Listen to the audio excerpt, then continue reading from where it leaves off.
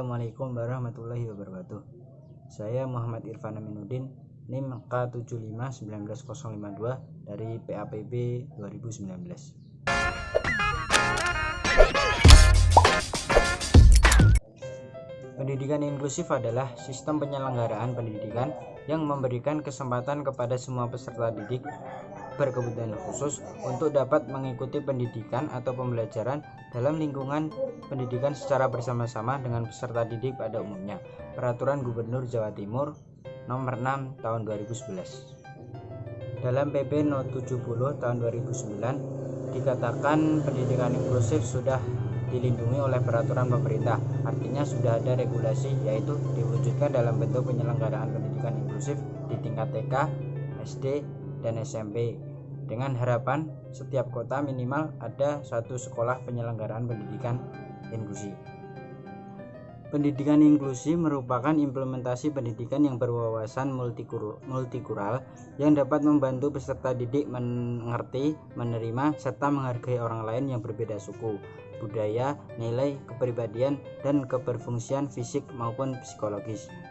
Dalam pelaksanaan implementasi kebijakan penyelenggaraan pendidikan inklusif di SDN dan di SMPN ditemukan beberapa masalah klasik, yaitu kurangnya tenaga guru pendidik khusus dan tidak tersedianya ruang khusus untuk penanganan anak berkebutuhan khusus (ABK), tidak ada tenaga psikologis atau bimbingan konseling (BK), kurangnya sosialisasi tentang pendidikan inklusif di masyarakat sekitar sekolah, dan kurangnya pengetahuan guru reguler tentang ABK. Pelaksanaan pendidikan inklusif di Indonesia cukup tertata dengan presentasi 61%. Selanjutnya 149 sekolah dengan 80,1% dari 186 sampel sekolah telah memiliki program sekolah. Identifikasi dan asesmen telah dilaksanakan dengan baik di 72,5% sekolah, dan 55% sekolah telah melakukan modifikasi kurikulum. Modifikasi evaluasi telah dilakukan pada 51% sekolah inklusi, dan kepedulian terhadap pendidikan inklusi cukup menyenangkan dengan presentasi 80,6%. Agar pendidikan inklusif dapat berjalan dengan baik, sangat diperlukan implementasi kebijakan inklusif.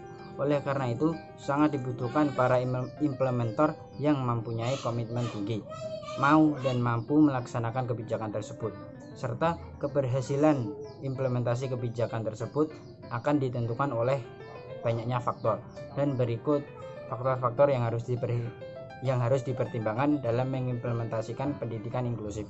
Antara lain, yang pertama, ada kebijakan hukum dan perundang-undangan. Yang kedua, ada sikap, pengalaman, dan pengetahuan.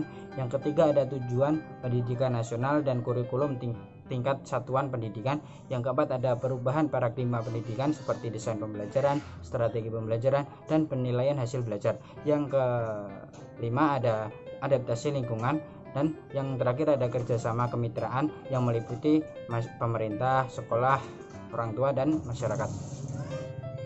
Dan menurut pendekatan model Edward 3, ada 4 faktor yang akan mempengaruhi peluang keberhasilan ataupun kegagalan dalam implementasi kebijakan pendidikan inklusif tersebut.